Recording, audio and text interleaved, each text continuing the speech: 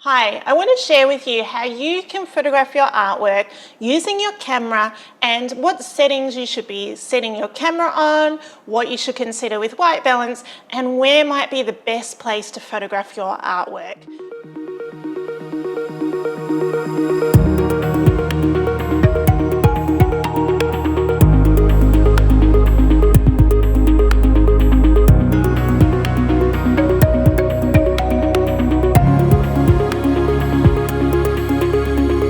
Now, you may not have a studio like I do, so I want to recommend that for most of you, the best place to photograph your artwork will be outside on an overcast day. You'll be doing exactly the same thing that I'm doing in the studio by cutting out reflections, making sure the light is not shining directly onto a reflective surface, and making sure that you're not getting different colours bouncing back onto your image, onto your artwork, especially those glossy areas. But if you can find a nice wide open space that doesn't have a lot of colour casts, a lot of trees and things like that, and you can photograph on an overcast day, you're going to get the best result. Now, one of the most important aspects with getting your artwork correct and matching the original artwork is white balance. So we're going to start with talking about white balance and what that is. Now, in my studio here, I have neutral grey walls, completely neutral.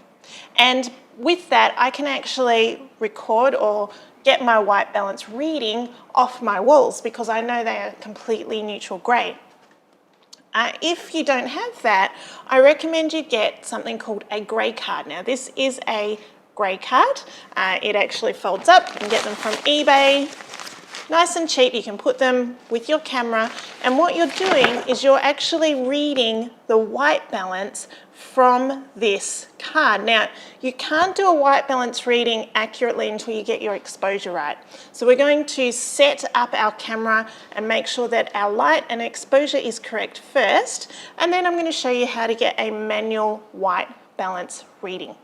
Now, if you are using a phone or something where you can't get that manual white balance reading on your camera, I will show you how to use a grey card to later choose the white balance in Lightroom.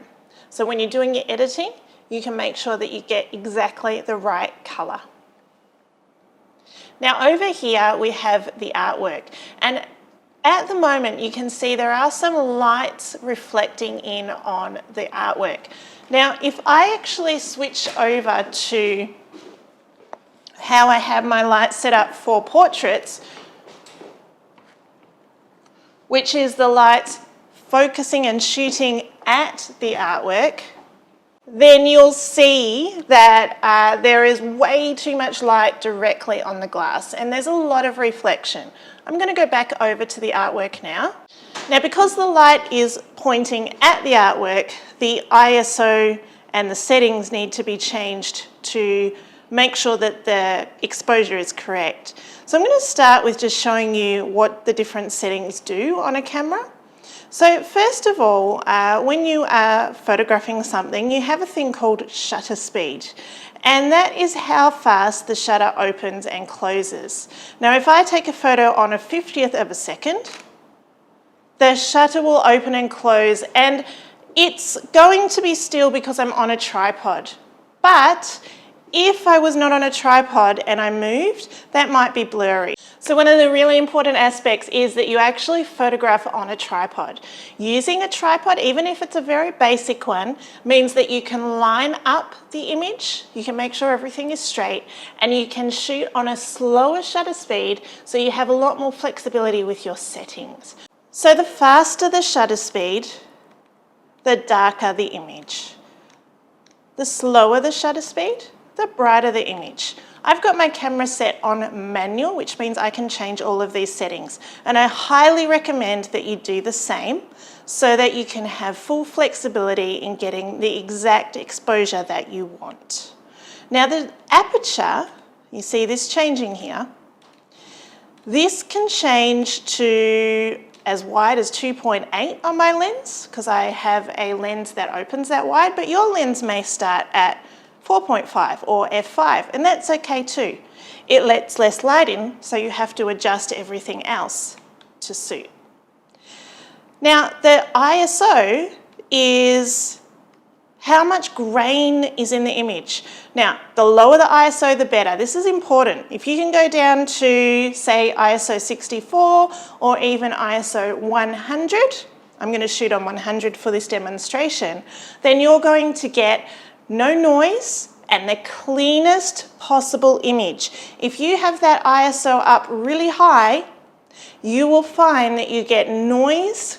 It used to be grain when it was film, but noise in your shot. So you want that ISO down as low as possible. That's very important and does make a difference with your quality.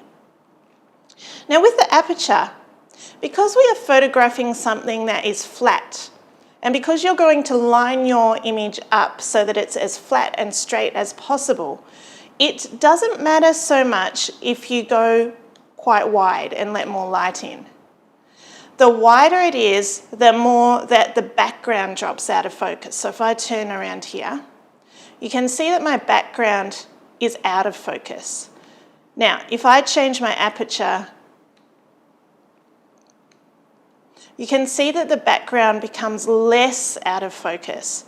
So the depth of field isn't as wide. I recommend starting at f5 for photographing a picture. You don't need to go any wider unless you've really not got enough light coming into your shot.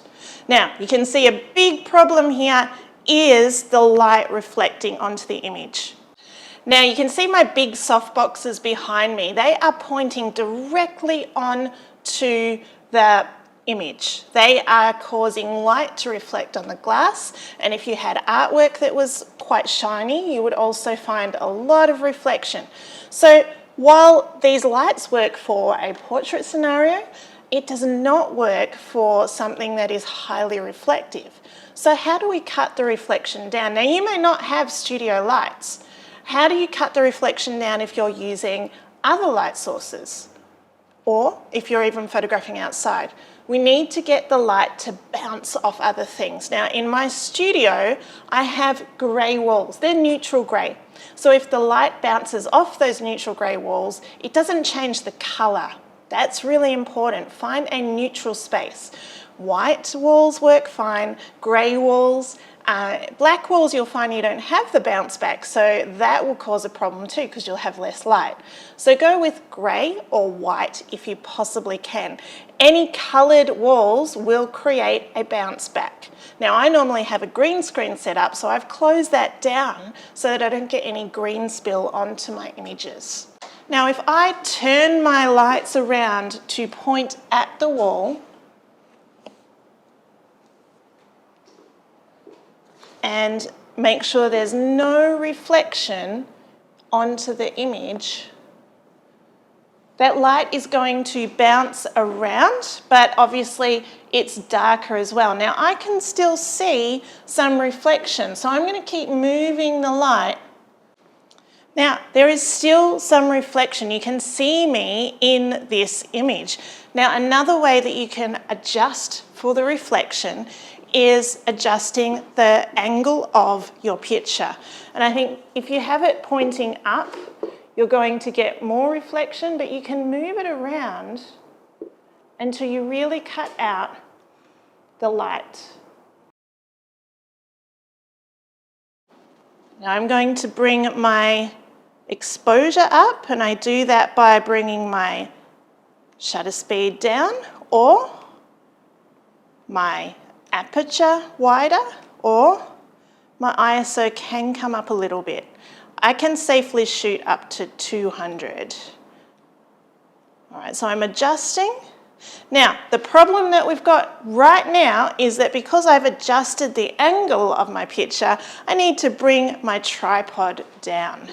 So what I need to do is adjust my tripod so it's straight on to the picture. So I'm going to bring this down lower.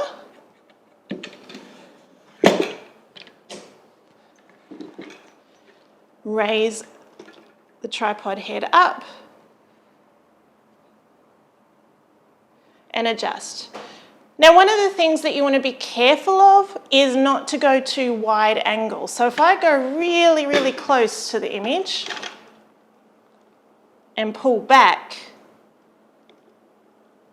it's going to create a bit of a skew or a warp. So I want to bring this back, and remember, every placement of your image will create a different reflection. So you're working on trying to cut that reflection that you see through the camera. Now, I can see some reflection as I walk around the room, okay? And that is almost impossible to get rid of in this kind of lighting scenario. Now, one of the cheap and clever ways that you can really control the light and cut some reflection is to create a box around, or a light box around, and use the white card to reflect. So I'm using cheap foam core, and I've set this around my piece, and I'm making sure that the light is not bouncing directly onto the glass. I can bring more light in, it can be more directional now because the card is actually blocking reflection. So now what you can see through the camera is there's a lot less reflection, it's much more controlled and even light. If I pull back,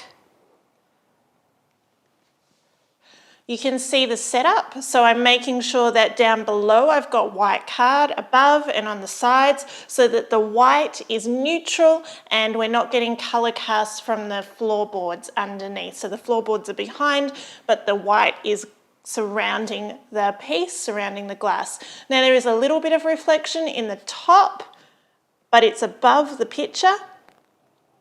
So I'm not worried about that. What I'm looking for is the part that I want to replicate and to print from, and that is the image behind the glass. I would always recommend, if you don't have a setup that enables you to move your lights around and move your piece around until you get no reflection, that you actually wait for an overcast day and photograph outside in an overcast environment where there's no light and colour bouncing back. So look out for trees and grass and things like that. And then you can really get the best image possible. But we do need to talk about white balance. White balance is the colour of the white, or the colour of the neutral grey. It's really, really important to get your white balance right. Now, to do this, you need to be also shooting in RAW for optimal results. So on your camera, you want to make sure that your settings have RAW. Now, if you're shooting in JPEG, actually, it's even more important that you get your white balance right in camera. But if you're shooting in RAW, you can actually use the white balance card or the grey card to pull the white balance to the correct value afterwards in Lightroom, which I'll show you later. But let's look at setting up and getting our white balance. Now I'm using a Nikon Z7, so where you find this in your own camera might be in a different place, but what you're looking for is to be able to get a manual white balance reading from a grey card, and most modern cameras will have this feature. Okay, so we have the camera set up and we're at about the right exposure for our image, and so what we want to actually do is get a white balance reading. So on my camera, I've preset white balance to my information button. Now I am going to go across to that section, which is there, preset. Now at the bottom there you can see OK and measure mode. I am going to click on that, and I am going to take a measurement right there where that yellow box is and say OK, measure. My data is now acquired, and my setting now is it is allocated to a manual white balance. If I flick across, you can see the big difference that the different colors and the color settings make. So direct sunlight is very close to my manual white balance reading because I'm shooting with daylight balanced lights. If you're shooting perhaps outside on an overcast day, this might be the setting that you use, but you can see in this scenario, it is too warm. So having a manual white balance is really, really important because it makes every single color correct, and I will know that it's correct. Now, the other thing that I would do as a backup is actually take a photo and use that in Lightroom to get the white balance using an eyedropper. So I'll show you that later. Now, as I said, if you don't have a setting in your camera to do this in the camera, you can use a picture of the grey card in Lightroom to get the white balance reading. Now remember, I said you need to be on RAW. So I am shooting on RAW quality. If you shoot on JPEG, once you've taken that photo, it is locked into that white balance and you can't really change it. What you'll be doing is adding color or taking away color, but not actually moving the values. So make sure you shoot on RAW so that you have that full flexibility to get your image exactly how it should be. Now that I've taken the photo of my grey card and I've also set up my camera so that it is capturing the correct white balance, I can now take a photo of my piece. I've cut the reflection down, I've got the exposure correct, so now I need to make sure that everything is straight. Now, if it's not absolutely perfect, you can line it up in Lightroom, and that's another thing that I'll show you in post-production, but we want to get it as straight and as flat as we possibly can. So we'll do that, we'll take the photo, and then I'll bring it into Lightroom to show you those finishing touches that you need to make before you send it off to the printer.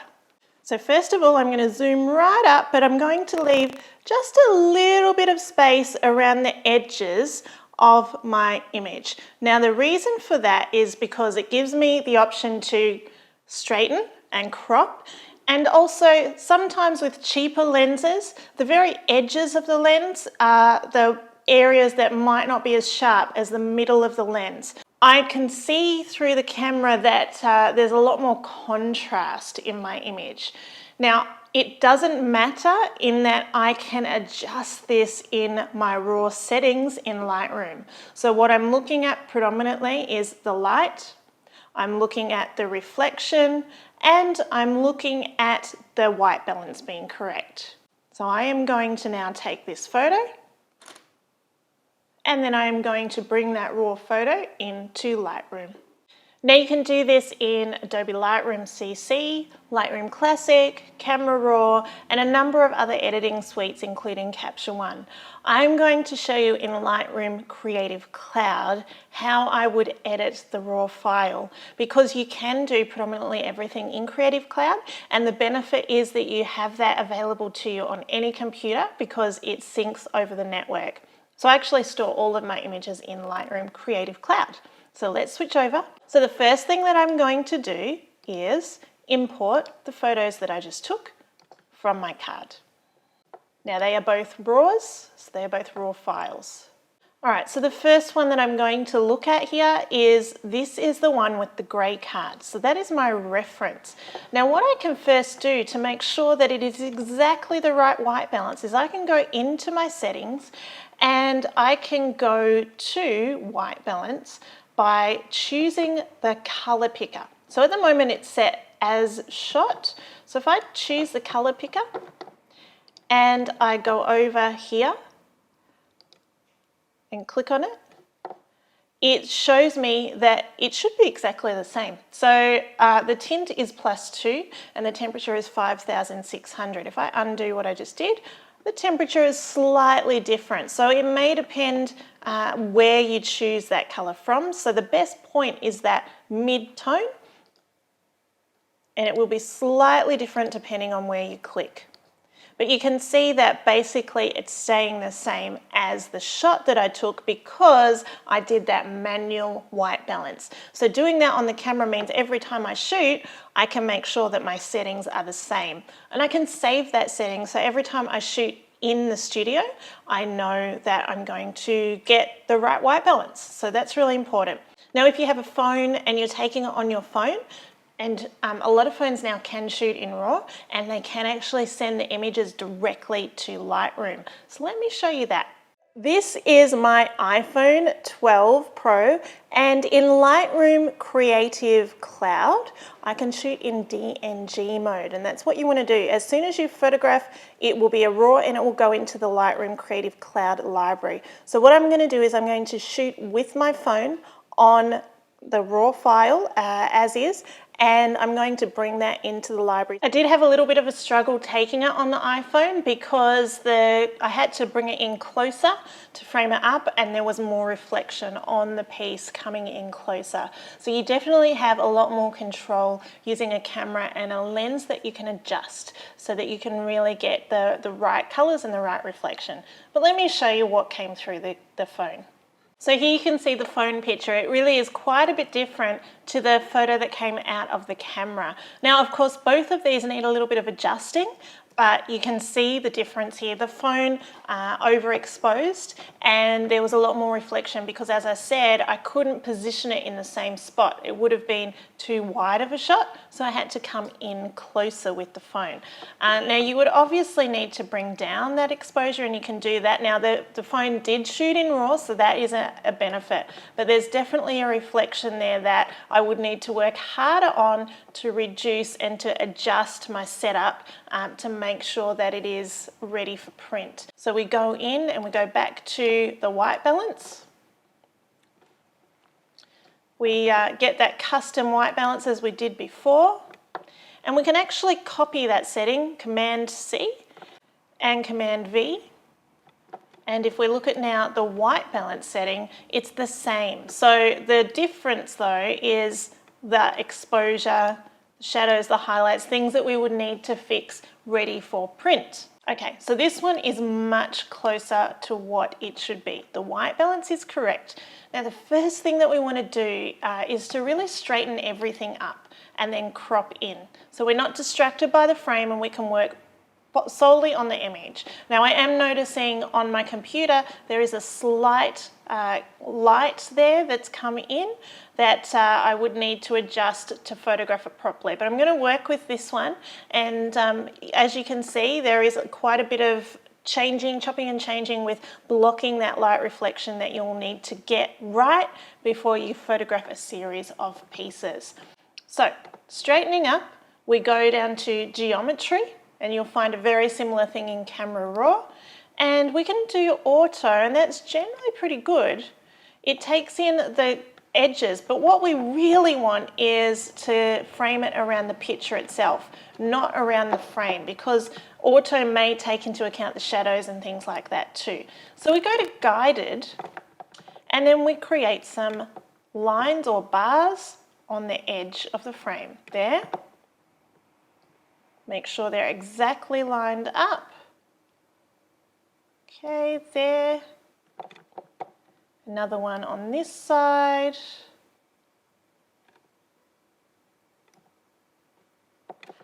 And one down the bottom.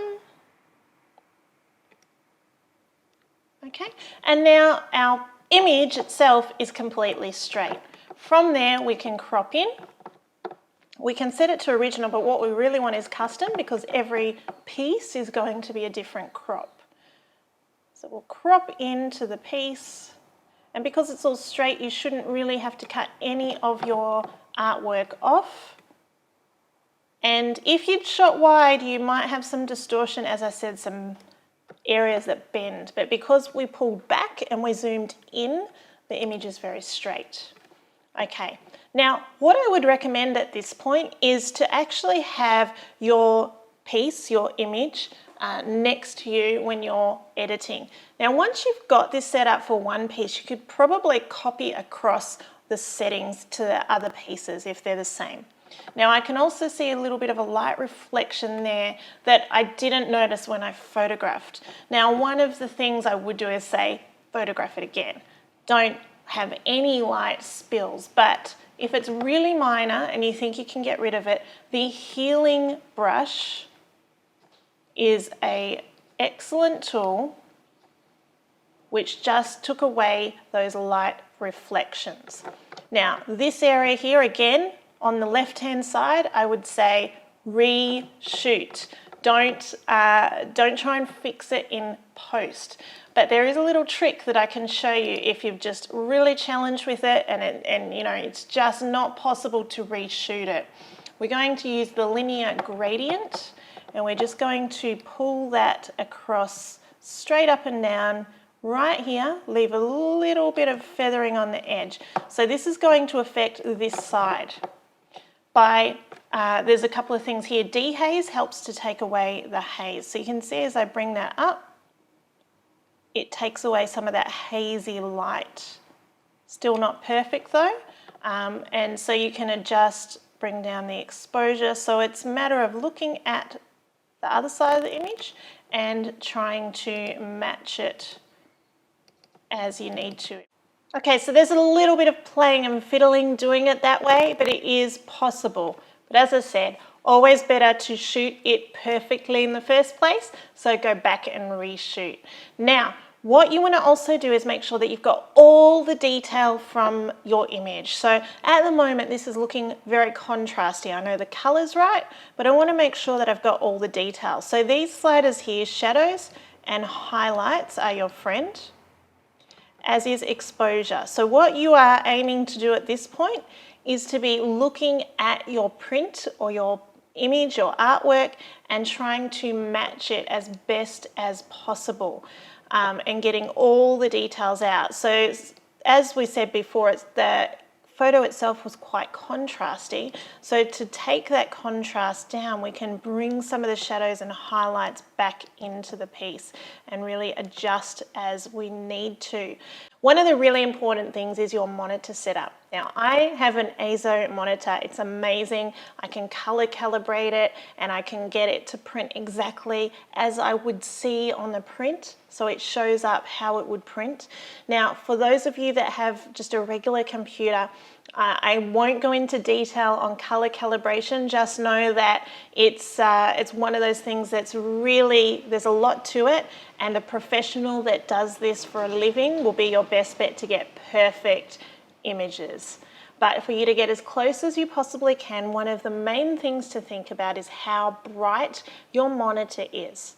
You don't want it too bright, because when you have your monitor turned up to brightness like you'd watch a movie or something on it, it really ends up that the print often is too dark. So you should be working in a very controlled space. So in my studio, I don't have the blinds up. I work with the light always the same. I've color calibrated my monitor, and that certainly helps, so I know that what I see is what I'm going to get. But I also have it turned down in terms of brightness. So for IMAX, turn them right down to maybe 20% brightness, and just make sure that what you're seeing on screen is replicating what will print. One of the really great options is to send a file to your printer, the person that's printing your work, and get them to print it on the preferred paper, send it back, and then compare it to your monitor and see how it looks. Those files can really help you get your monitor much closer. Now you can get color calibration devices that you can put onto your monitor and they go through and do the process. So if you're going further with this, I recommend that. But for the most part, use your eye. You're an artist. Use your eye to match it and make sure that what you're getting out of the print is what you're seeing on your monitor. The final piece of the puzzle is to send this file off to print. Now, when you want to send it to print, you want to send the highest quality that you can. So in Adobe Lightroom, you would export it. Now you need to export it ideally as a TIFF file. There are JPEGs, there are DNGs, there are originals. If you send your final piece as a TIFF file at full size, at 16 bits, then that is going to give the printer the best possible work to print from. If you send it as a JPEG and go from there, yes, they can print that, but the quality is lesser, and if they need to make any adjustments, they're essentially destroying the file because adjustments are sort of destructive on a JPEG. TIFF at 16-bit now, no compression. One of the things that you'll notice is there's an option of 8 bits or 16 bits. And yes, 8 bits will be a smaller file, but 16 bits gives you, again, all the image data to work with. So you'll be minimizing banding, particularly in colors that change like gradients and skies, and you'll be making sure that you get all that beautiful detail that you need. So make sure you export it out as a TIFF full size 16 bits. So now looking at this, it is ready to go to print. It's not going to be as perfect as the original. Hey, I'm shooting a photograph behind glass and I'm wanting it to be that same quality. It's not. But it's going to be as close as it possibly can in this situation. Now, there are many other ways that you can get your images and your artwork photographed. And if you're doing this for a living and you really want to have high-end prints, I do recommend you see a professional. That's not me. I'm showing you how to do this based on my setup, but I would not even charge someone to photograph their artwork, because there are certain things that a professional artwork photographer will do that is beyond what I have even set up here. So I've gone a little bit ad hoc with the light surrounding, the white walls surrounding the print, and the way that I'm situating my lighting. I've also said shoot in an overcast situation, and so all of those things are one way around it if you don't have the equipment. But a professional will have the equipment. They might have a high-end large scanner, which is going to get the best results, and you won't be worrying about any reflections.